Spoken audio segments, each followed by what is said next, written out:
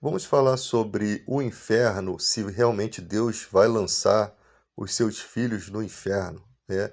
Essa é uma das coisas que estão sendo questionadas nos dias de hoje. E vamos analisar o comportamento humano e vamos analisar as coisas descritas na Bíblia. Primeiro, nós temos uma Bíblia que ela começa com a origem do homem, né? A origem do homem, o motivo pelo qual o homem morre, né? E ali você tem um livro onde tem um homem sendo feito do pó da terra, tá? Isso é a Bíblia, né? Que a gente acredita nós cristãos acreditamos que foi exatamente daquela forma como foi feito o homem. Do pó da terra, Deus soprou em suas narinas, porque para Deus não seria impossível fazer dessa forma. E já que está se tratando do livro das origens, e também ali identifica o que fez o homem trazer a, a- todo o nosso destino, né, foi a ação de Adão lá no Éden, né, de Adão e Eva, o engano da serpente, que nós acreditamos que seja dessa forma. Assim, a gente não, a gente tem que entender que a gente não acredita que possa ser uma serpente em si, mas um ser que tinha aspecto de serpente, né? E que a Eva o identificava assim, como a aparência de uma serpente. Então, nós temos uma Bíblia que tem um início, ela está mostrando o início da criação do homem, como foi, depois fala da genealogia do homem, tá? Dos primeiros homens, dos homens primitivos, ela começa falando e até dá origem aos patriarcas, até dá origem ao povo, os povos hebreus de hoje, né? O povo hebreu. E até chegar aqui no chamado judaísmo hoje, né? O povo hebreu é o povo judeu. E ali você tem as narrativas das histórias dos reis, né? Algumas coisas não são encontradas na arqueologia, porque ano de 1300 antes de Cristo, tá? Foi encontrada ainda há ainda há poucos dias, né? Eu tenho aqui uma matéria de alguns apetrechos da época da tribo de Judá, né? E foram encontrados na arqueologia, só que se trata de 200 e poucos anos antes de Cristo, alguma coisa assim. Então, você imagina você tem que achar coisas lá do deserto, né? Você tem que achar coisas lá da época dos egípcios há mil e poucos anos, 2000 e poucos anos antes de Cristo. É muito difícil. Não que a arqueologia não possa comprovar que de fato o povo hebreu veio daquela situação. Mas voltando à argumentação aqui. Nós devemos considerar algumas coisas. A Bíblia narra a questão de que se Deus não perdoa a anjos, não vai perdoar o homem.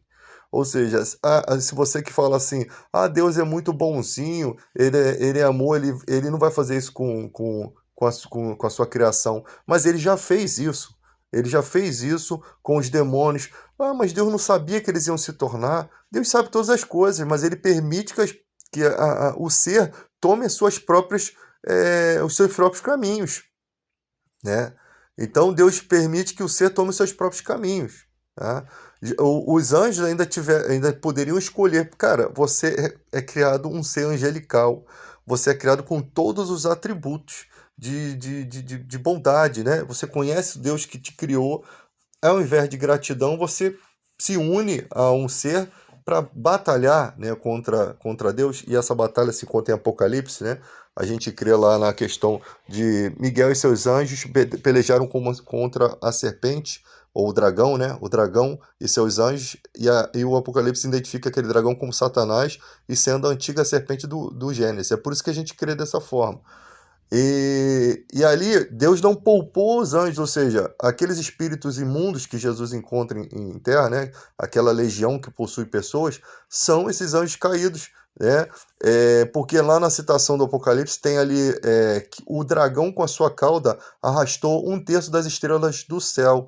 E quando você vai para as interpretações ali, que são bem explícitas, né? Dizendo que o dragão é a antiga serpente, né? Que é a serpente de Gênesis, um terço das estrelas, as estrelas, se o dragão é a serpente Satanás, com certeza são os anjos, né? Que com a sua cauda os arrastou, ou seja, em batalha, e você tem a batalha sendo descrita em Apocalipse, tá? Então acredita-se mesmo, de fato, baseado nesses textos muito bem mostrados, muito bem demonstrados pelo Apocalipse, bem revelados, tá? Que Satanás arrastou com ele 1/3 dos anjos do céu nessa batalha. Seres que não tinham o motivo para se voltar contra Deus, ou se criaram algum motivo, não sabemos. Mas já a questão humana aqui, o ser humano, também, olha como é que Deus fez o ser humano.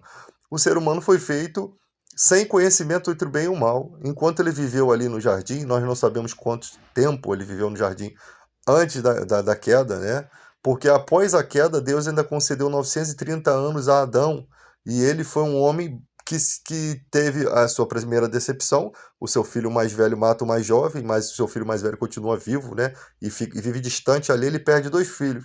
O mais jovem que se vai, a dor, né? O trauma de ter perdido o filho, e a questão do filho ter ido embora, né? Já perde os 2 filhos.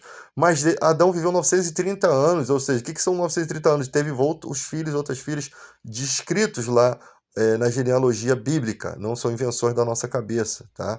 Então, não vou falar aqui de como aconteceu a concepção, até porque Caim poderia ter agarrado uma das suas irmãs lá, ou alguma das filhas de Adão e Eva, viram Caim e gostaram, de repente, a aparência. Eles são os primeiros filhos. Se Adão e Eva são bonitos, possivelmente Caim devia ter boa aparência. Então, isso pode ter atraído o desejo, né, dos outros filhos, até porque os filhos de Adão e Eva, eles já nascem com... É isso que as pessoas não entendem. Eles nascem conhecendo o bem e o mal. Eles nascem cheios de desejos do bem e do mal dentro de si, né? Então, possivelmente, nada impede de uma das filhas de Adão e Eva ter gostado, ter se afeiçoado a Caim, tá? Nada impede, porque a impressão que dá é que os filhos e filhas de Adão e Eva, eles não têm maldade. Não, eles ali é depois da queda, eles já têm maldade.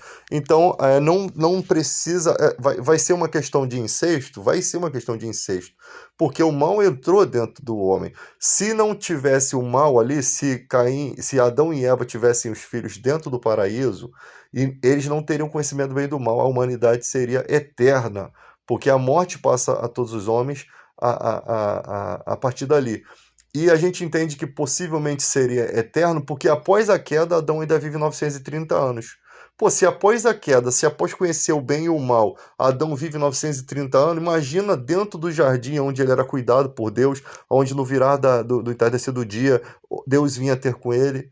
E ainda que a velhice alcançasse Adão há 5.000 anos, ele poderia reviver, né? Porque ele está com o Criador. Então, a vontade do Criador aparentemente se compreende através dessa vitalidade que se dá a Adão, e a quantidade de filhos demonstra que, de fato, ele parece ter vivido muito, né? Além de ser dono de toda a terra, os seus filhos ser dono de toda a terra, usufruíram bem, ainda que tivessem que plantar e colher com dificuldade. O maior agravo que acontece na queda é o fato da morte agora ser uma vertente na vida de Adão que não existia no Éden. Porque no Éden, se acontecesse a morte, havia ali, né, formas de voltar à vida. Até o próprio Deus poderia tirá-lo do pó, ou poderia preparar um lugar celestial para ele. Só que aí a queda de Adão nos faz o quê? Nos faz necessitar de um outro corpo glorioso, ou seja, Deus, numa forma de teofania, vinha a ter com Adão, né? Ele tinha um contato com Adão, e a princípio era aquilo que Deus queria. Mesmo Deus sabendo que Adão iria pecar, ali mostra que deu-se a possibilidade do homem também de não pecar. Isso que as pessoas não entendem. É te dado a possibilidade hoje mesmo de você ter escolhas, de você ou entra para a criminalidade ou não entra. Essa possibilidade que a gente entende como livre-arbítrio, né? Eu nem gosto muito dessa palavra, porque essa palavra é feia, mas é uma realidade, ou livre escolha. Você escolhe os seus caminhos. E na vida, o fato de você poder escolher seus caminhos não é uma coisa ruim, porque não tem ninguém escolhendo por você. Se as pessoas... Imagina se toda vez o teu pai escolhesse os seus caminhos. Você tem pensamentos diferentes. Você, às vezes, as suas escolhas são erradas e as suas escolhas são certas. né? Mas ali, quando Deus fez Adão, ele não conhecia o bem nem o mal, né? Então ele poderia escolher sempre o bem. Não havia possibilidade de escolher o mal.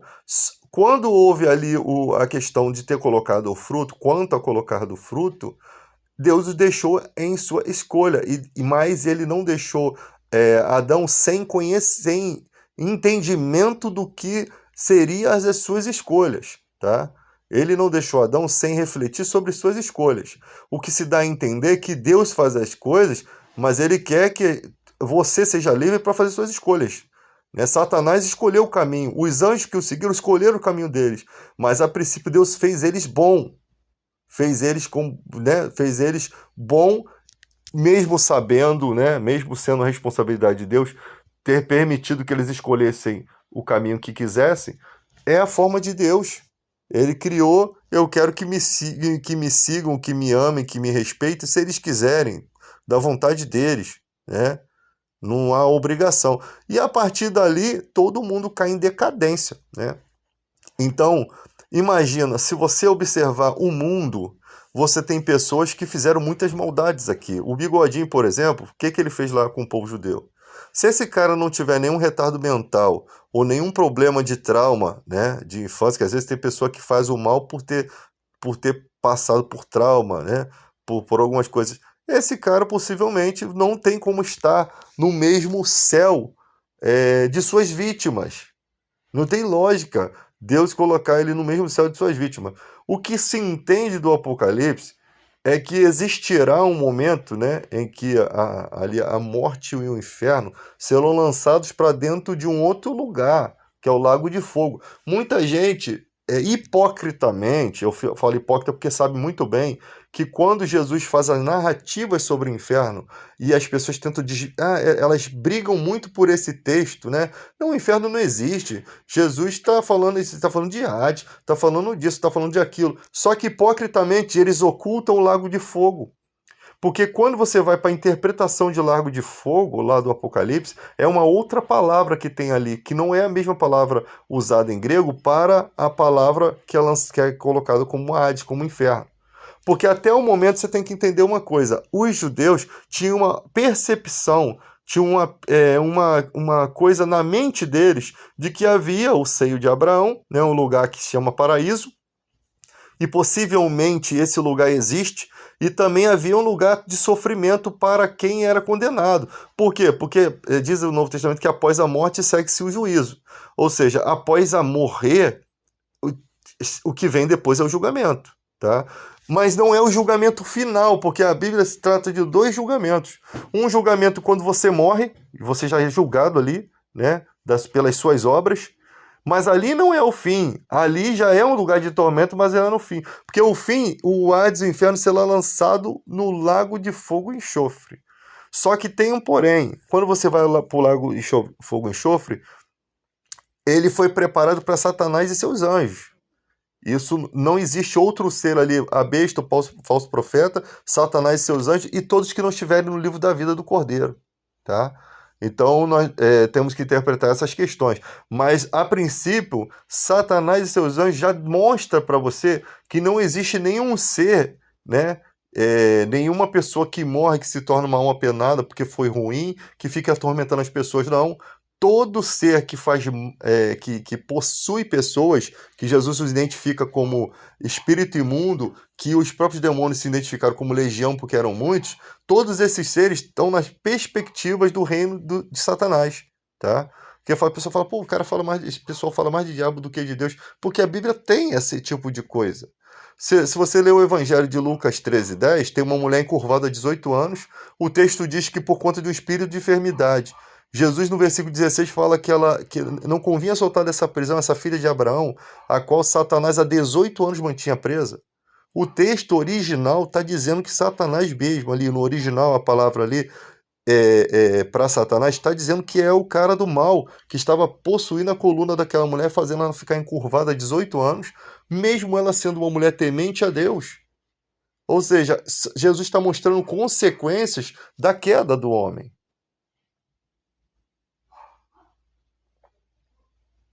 Então temos que prestar atenção nas narrativas, porque nós não podemos ser culpados de crermos naquilo que está escrito. Ah, mas a interpretação é assim, assim. Vai para o texto original que você vai ver que está querendo dizer aquilo exatamente conforme está sendo dito. Tá? Ninguém é louco para ficar crendo em coisas surreal, né? Surreal. Então, tem gente que pega um pedaço do texto e tenta provar toda a Bíblia por aquele texto. Não, mas a Bíblia tem outras narrativas, entende? Ah, Jonas não foi engolido por uma baleia. Jesus falou, assim como Jonas esteve no ventre do grande peixe, assim um homem estará 3 dias e 3 noites no seio da terra. Ou seja, Jesus confirma a história de Jonas. Ele não pode mentir, ele é o filho unigênito de Deus. Então, são coisas que você vai observando. Ah, eu vi Satanás cair do céu como um relâmpago. Ah, mas esse texto foi incluso lá. Vamos ver, está entre parênteses, está incluso. Foi incluso por qual motivo? Né? Existe mesmo aquilo escrito? Então, essa narrativa de que o inferno não existe, de que as pessoas, que Deus é muito bonzinho, que não vai jogá-la no inferno, não podemos esquecer que o Apocalipse está escrito. Não, você não pode retirar nada daqui. Porque a Bíblia se dividiu: Gênesis, a criação, as histórias, né, do povo que Deus escolheu ali, Israel, né, para poder, através dele, trazer o compromisso com o Criador, escolheu um povo para isso, né, tirou o povo do cativeiro, os 400 anos, no Egito, criou-se uma nação que existe hoje, né, e quando Jesus vem, ele repreende essa nação, porque ele vem como como sacerdote da ordem de Melquisedeque, prometido no Salmo 110, e ele vem para julgar essas nações. Assim, eu não vim julgar o mundo, ele diz assim, ele não veio julgar, ele veio falar do comportamento, ele veio repreender o comportamento. Repreender, naquele momento, não era um julgamento, ele veio repreender a nação de Israel. Ele, de fato, ele veio repreendendo a hipocrisia. Começa o profeta Malaquias, no último livro do Antigo Testamento, 400 anos antes da vinda do Messias, né, narrado por João Batista. Ali o profeta Malaquias já fala que o povo, né, já estava descumprindo a lei do dízimo, porque o judeu é lei, e ali já estava repreendendo eles. 400 anos depois vem Jesus encontrando comércio no templo, acordos miraculosos dentro do templo, ou seja, virou uma bagunça. O zelo da casa de meu pai lhe consumiria o ventre. Estava profetizado isso. Então, Jesus se ira naquela circunstância por ver todo o desmantelamento daquilo que Deus deixou para o povo. Aí viu um povo se orgulhando de uma falsa religiosidade. Viu um povo se orgulhando de se achando santo demais, quando na verdade eles eram, Jesus chama de sepulcro caiado, por dentro com restos mortais, por fora aparentemente. Jesus está falando que era aparência de religiosidade, aparência de santidade, mas por dentro eram como restos mortais. Ou seja, os caras eram piores do que as pessoas que estavam no mundo aí, que não tinha nem compromisso com lei, que não recebia dinheiro de nada ali das questões, ou não recebiam ali o dízimo do endo, do cominho, não recebiam nada para estar, não tinham prestígio nenhum na sociedade, né?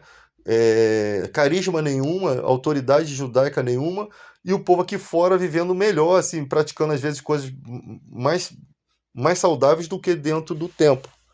Isso fazia com que as pessoas de fora vissem a hipocrisia deles. Os romanos viam a hipocrisia deles, tá? Em todo o tempo querendo tomar o poder dos romanos e tal.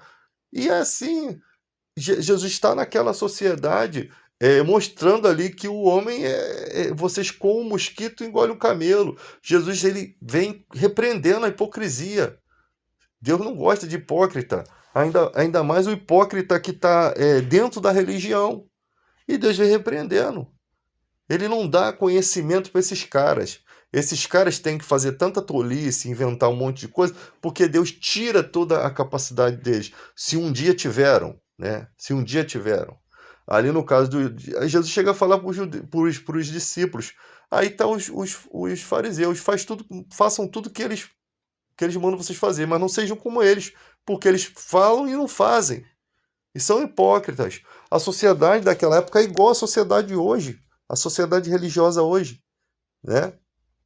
A diferença é que lá o poder é concentrado em um lugar.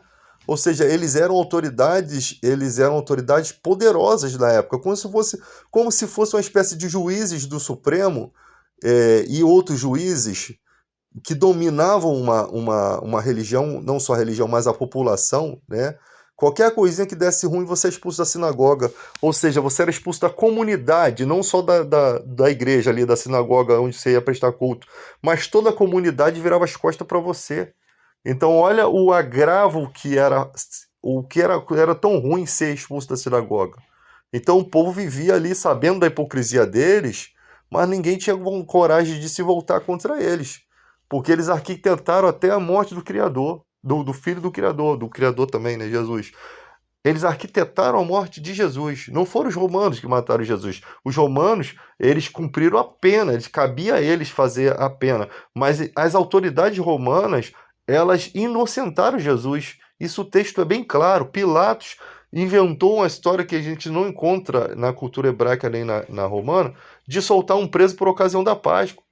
Por quê? Porque os salteadores, os zelotes, o Barrabás, esses caras eram heróis para alguns tipos de judeus, porque eles acreditavam que esses caras que eram soldados para poder fazer aquilo que Israel queria, tomar o poder de Roma e não ficar mais sendo subjugado com impostos, com tudo, né? Então, quando Pilatos soltava um preso, era motivo de alegria para eles. Por quê? Porque aquele é guerreiro do lado dos judeus. Então tinha gente que tinha a ideologia de que a libertação de Israel tinha que ser por meio de espada. Porque você sabe o que as injustiças que os romanos fizeram com Barrabás ou com a família dele para que ele chegasse a ser um cara dessa forma. As indignações que aquele cara tinha, ou até interesses financeiros, como uma espécie de lampião da época, né? De se voltar contra os romanos para poder. São pessoas que têm a garra, a energia e têm a disposição para fazer aquilo, né? Na vida a gente tem muitas dessas pessoas. Mas a gente não sabe como se iniciou a trajetória de Barrabás contra o Império Romano, contra o sistema romano, né? Contra o sistema romano. A gente não sabe. Então, Jesus acaba libertando Barrabás.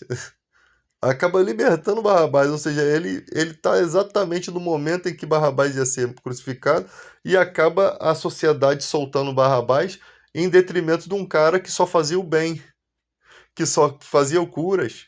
Por quê? Porque as autoridades ficavam incentivando o povo que estava presente naquele lugar na época, né? Porque muita gente ali muita gente ali talvez não conhecesse Jesus, ouvisse falar de Jesus, outras pessoas poderiam estar acreditando que Jesus era um enganador, né?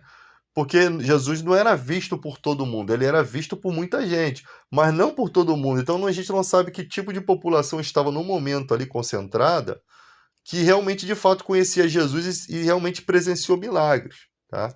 Então os judeus começaram a incitar aquelas pessoas, né? E se você não fizer parte daquela incitação, logo depois te expulsa da sinagoga, te colocam em encrenca. Então o povo ficava numa situação, né, uma sinuca de bico, né? Era como se fosse uma milícia judaica que fazia aquele comportamento deles. Então, nós não podemos retirar nada do Apocalipse, tá? O lago de fogo está escrito lá, e serão atormentados de dia e de noite para todo sempre. Quando se narra de dia e de noite, porque dia e noite é aqui na Terra, se dá a noção de que será constante, né? Então, quando Jesus fala do inferno, ele está diante de uma lixeira pegando fogo, ele usa aquela lixeira como exemplo, onde tem ali os micro-organismos ali que conseguem criar uma resistência ao fogo, e Jesus fala, lá o verme ele não morre, tá?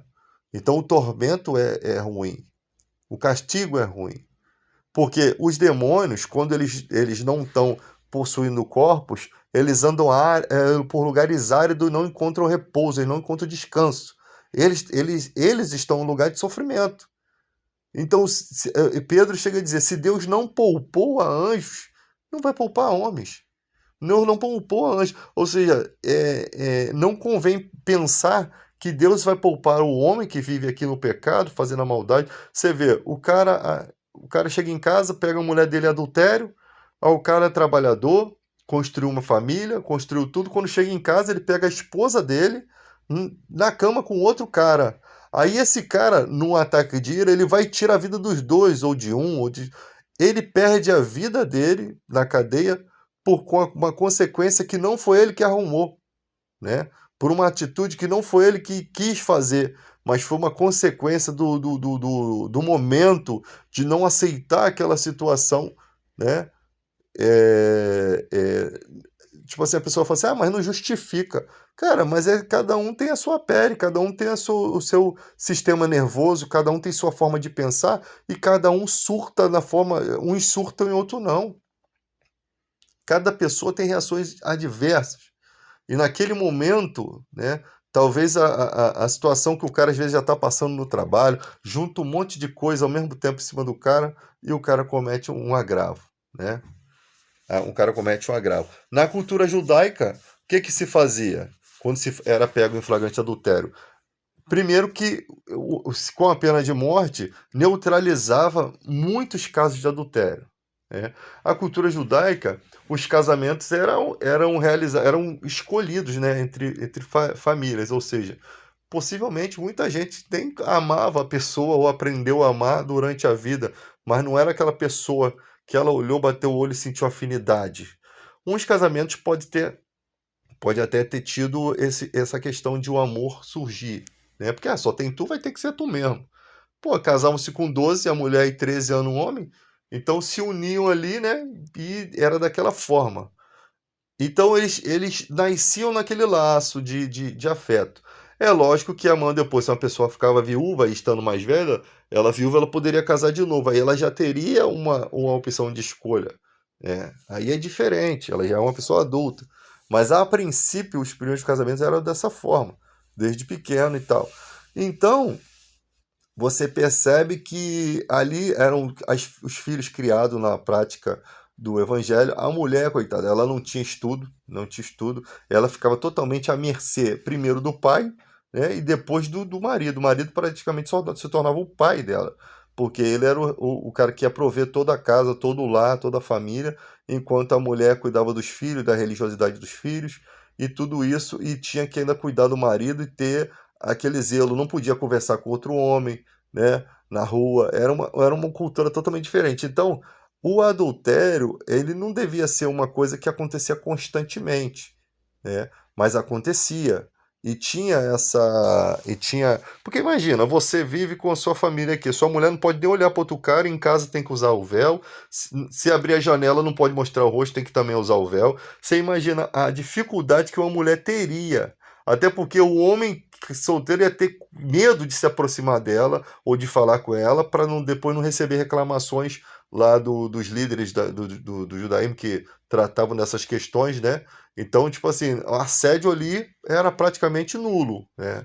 Mas ainda existiam casos, né, que ocorriam. E esses casos eram tratados muitas vezes, quando tinha flagrante adultério, com a morte.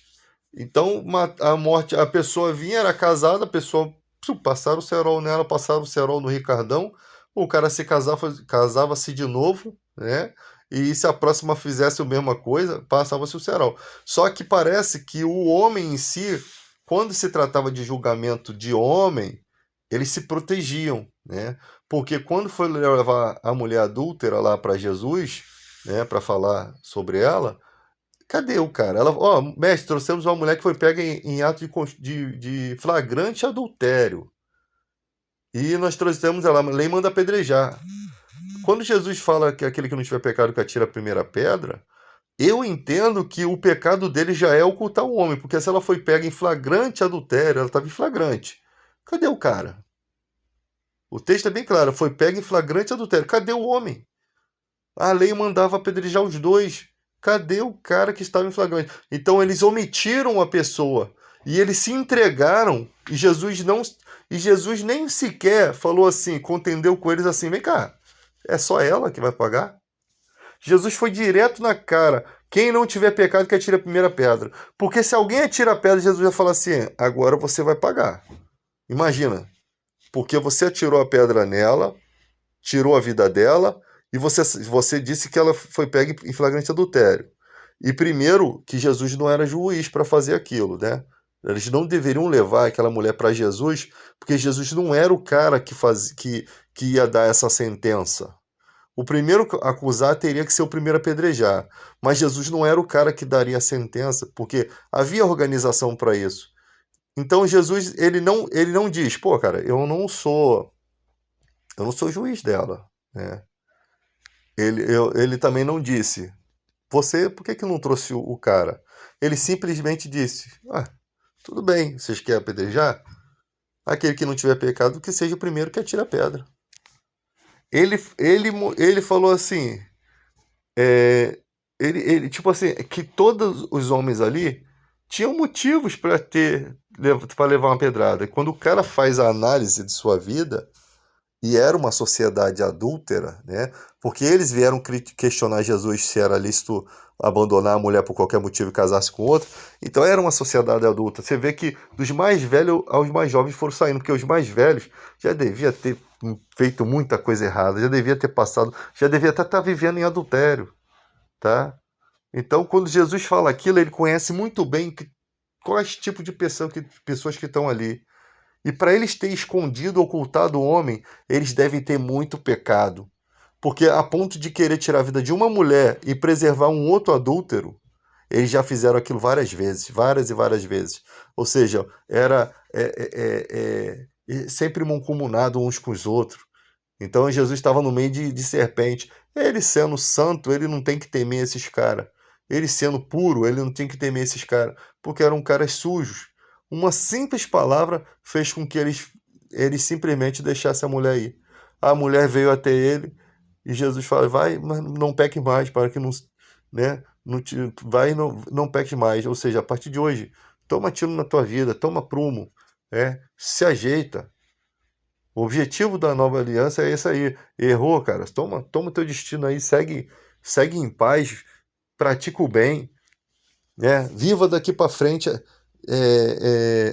É uma coisa tão boa hoje a liberdade que nós temos, porque se a gente nascesse no judaísmo, muitos de nós já teriam batido a caçuleta. Então, o Novo Testamento, a gente tem muito mais oportunidade de fazer o certo do que quem vivia no Antigo Testamento. Né? Que se nós quiséssemos nos aproximar de Deus na cultura de hoje, na cultura do judaísmo hoje, se fosse o caso, a gente ia passar por todos os requisitos da lei, né?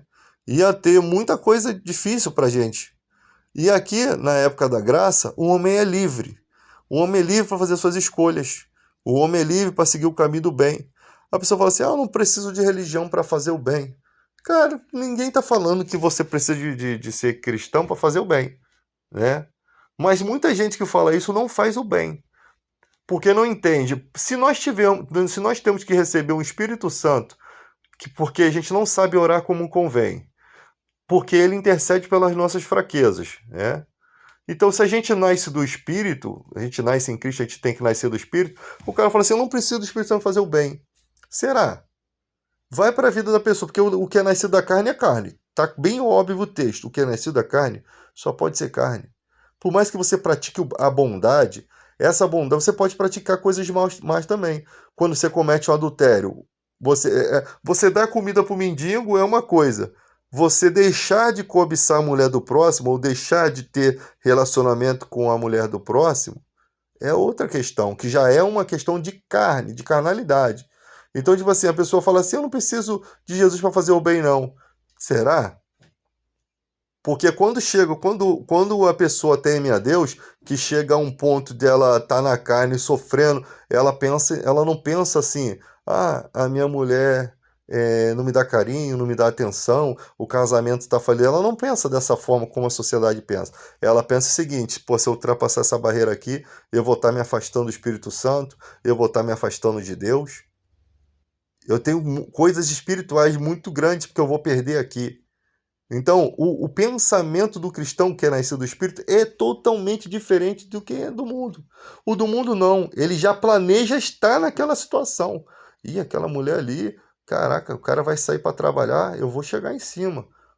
Entende? Então, o que é nascido da carne, ele só tem a inclinação para a carne. Em nenhum momento ele pensa assim, poxa, mas Deus está vendo isso. Poxa, mas o Espírito Santo vai se afastar de mim. cara, eu sei que vai ter consequência, eu vou perder meu casamento, né? Eu vou perder uma pessoa boa, eu vou estar destruindo a vida de uma pessoa boa que não merece isso. Esse é o pensamento de quem não vou falar nem cristão, de pessoas que realmente se preocupam com o próximo, que você também, às vezes, nesse quesito, nem sempre, mesmo você não sendo cristão, você ainda pensa dessa forma, né? Só que, por que que tem que ter Cristo em sua vida? Porque o Espírito Santo intercede por essas fraquezas. Sem ele para interceder, se nós não sabemos orar como convém, significa que nós não sabemos orar em qual direção, ou a gente não tem a capacidade, ou a gente não quer, ou a gente não reflete como oramos, ou somos muito religiosos, não entendemos o caminho para neutralizar a carne, ou até entendemos, mas não temos força, né? Então Jesus deixou outro consolador semelhante a ele para que interceder para sempre por nós. Ou seja, ele deixou uma forma de interceder por nós. Só que ele vai interceder por quem? Por toda a humanidade? Não, por os cristãos, os que seguem os ensinamentos de Cristo. É tipo Deus está vendo você lutando contra o pecado, lutando para seguir o caminho bom, e ele como pai, né, como qualquer pai faria, pô, esse meu filho aqui tá estudando, tá trabalhando, pô, eu vou juntar um dinheirinho aqui, vou ajudar ele a pagar esse curso. Todo pai faria isso, né? Agora, quando o filho é um vagabundo, né, a palavra é essa, não quer nada com nada, ele é desobediente, aí o pai já tem uma outra forma, uma outra postura. Apesar de ser sempre pai, de não negar as coisas, o pai já pensa, pô, esse filho já não merece, cara. Esse filho aqui, ele me dá dor de cabeça. Esse filho aqui, cara, é um atraso, né? Pô, é difícil entrar as coisas na cabeça dele. Por quê? Ou o cara é imaturo, ou o cara é desleixado, ou o cara não quer, o cara não respeita o pai. Ele vai ter as consequências dele na vida. Ele vai ver os outros tendo sucesso e ele vai ficando para trás. E o próprio pai, às vezes, deseja que ele dê umas tropeçadas para ele ver se ele se apruma, né? Então, o comportamento é esse. Quando a pessoa está fazendo o certo, está querendo viver o certo, Deus está ali, ajudando, independente, às vezes, do que o cara é cristão ou não. Tem que ser cristão? Tem, porque você tem passando pelas águas, você recebe o selo do Espírito Santo. Você faz uma aliança, faz um compromisso, tá? E compromisso é compromisso. Não, não tem esse negócio. Onde você estiver, você tem aquela aliança. Você se lembra do compromisso que você teve, né? Não é como um mundo que você não tem comprometimento com nada, tá? Porque as pessoas pensam assim, eu tenho que ficar socado dentro da igreja. Não, o compromisso com Deus é totalmente além dessas coisas. A igreja existe porque tem pessoas. Você, tipo assim, você entrou hoje na igreja. Você é um cara imaturo. Aí alguém estava disposto ali, olha só, alguém estava disponível ali para te ensinar o caminho certo, porque tem um monte de gente ensinando besteira, mas tinha alguém ali disposto a ensinar você. E alguém se absteve de tempo de vida para estar ali te instruindo. Aí você cresceu. Cabe você também assumir a responsabilidade de ajudar os outros. Então não existe esse negócio, vou ter que ficar na igreja. Cara, você não é obrigado a nada. Deus não te obriga a nada. Jesus falou, aquele que quer vir após mim, negue-se a si mesmo, pegue sua cruz e me siga. Que quiser vir. Até porque, tipo, se você vir, você vai receber galardão. Se você não vir, não vai receber. Então, tipo assim, cabe a você querer ou não. Jesus não é aquele cara que obriga você a nada. Os próprios textos mostram isso. Jesus sempre falou para os discípulos, vocês querem ir embora também? Vocês querem ir? Pode ir, cara. Ninguém. Tem gente que fica ali obrigando as pessoas a ficar na igreja. O pastor não veio me visitar. Cara, você tem Cristo, você não precisa do pastor de nada, não. Você que tem que ir para a igreja buscar. Agora, é lógico que se o cara tá lá na igreja, ele é dizimista lá na igreja, ele ajuda a igreja, ele faz obra, aí o cara adoece e ninguém quer saber do cara, também já é um esculacho, né? O cara adoeceu, ficou 3 meses e o pastor nem sequer sentiu falta dele. Talvez sinta falta do dízimo, mas do cara não. Esse é o comportamento, essa é a responsabilidade. Às vezes, mas eu não quis te incomodar, não, irmão. E aí, irmão, o que está acontecendo? Você tá passando algum problema e tal? Tô aqui, tá? Também não vou, porque tem gente que não quer mais ir para a igreja, então não vou ficar sendo, a gente não tem que ficar sendo inconveniente, mas tá sempre ali mostrando que, pô, tá precisando de oração, tá precisando de alguma ajuda, alguma coisa, tô aqui, disponível, entendeu? Ah, pastor, tô precisando que venha aqui na minha casa e tal. Tô precisando de uma cesta básica, tô precisando de ajuda financeira, tô precisando de remédio, aconteceu isso e isso. Então a igreja tem esse papel e não é um papel fácil, tá? Não é um papel fácil. Vai o pastor lá como liderança, vai os irmãos, né? Chorar com os que choram, alegrar com os que se alegram e chorar com os que choram. Entendeu? Pastores de verdade têm uma vida muito trabalhosa, não é uma vida fácil, não. Porque você chega dentro de uma casa, tem gente ali querendo fazer coisa errada, né?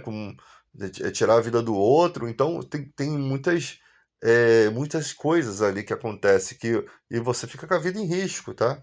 Pensa que não é fácil, não é fácil não. Dependendo da comunidade que você vive, então, e te chamam e tu não pode nem dizer não. Às vezes tem uns que vai e nem volta mais. Então não é uma vida fácil, não.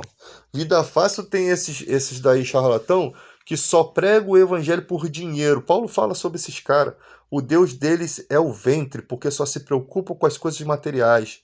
Não há preocupação nenhuma em ajudar ninguém. Eles só querem dinheiro, dinheiro, dinheiro, dinheiro. E tem um montão assim. Agora, trouxa é quem tá ali, né? Sustentando aquilo, sustentando aqueles fanfarrão. O povo brasileiro, ele é muito trouxa, ele tem que acordar e parar de sustentar esses caras. Esses caras têm que viver na miséria. Essa gente tem que viver na dificuldade, pegando trem lotado, pegando um ônibus lotado, passando pelo sofrimento para poder aprender. Porque são pessoas que usam do evangelho de Cristo, do cara que morreu por nós, usa do evangelho para poder conseguir bens material e viver a sua vida e trazer e abastar a sua família, né? A sua família abastada, enquanto a igreja lá o pessoal está passando fome. Isso é uma realidade. E não vem esses palhaços falar assim, ah, você não gosta de falar da igreja. Ele está falando da igreja, não. Esses caras não são igreja. Você tem o direito de julgar o de dentro, de fora Deus julgará. Paulo, ele falava, Himeneu e Fileto estão corrompendo a fé. Eles estão pregando que a ressurreição já aconteceu. Tá errado, não tá certo. Possivelmente queriam criar um ministério para ter seguidores lá, para poder se apartar de Paulo e levar um monte de gente pro buraco. Então tem que falar, o Paulo ia lá e falava o mesmo nome. Não tinha esse rodeio, não.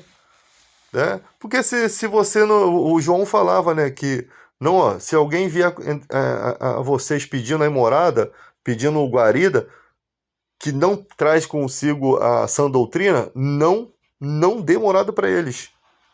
Você vai ficar sustentando. Imagina eu vou dar abrigo para o cara que vai pregar uma outra religião, uma coisa que eu não acredito. Não posso. Até para evangélico tem que ser recomendado. Porque o pastor vai, pô, esse irmão aqui é irmão em Cristo, recebe ele na tua igreja aí, ele vai ficar um mês aí para pregar, aí você alimenta ele aí e tal. Ele tem que ser recomendado. Que aí o cara aí tu traz, não é irmão, é da igreja, aí tu bota dentro da tua casa, o cara faz alguma coisa lá, dá um problema na tua família, às vezes problema até mais grave, até toma a tua casa. Então tem que tomar cuidado, cara, não pode ser, tem que ser prudente como uma serpente, tá? Para você não estragar a sua vida e a vida da sua família.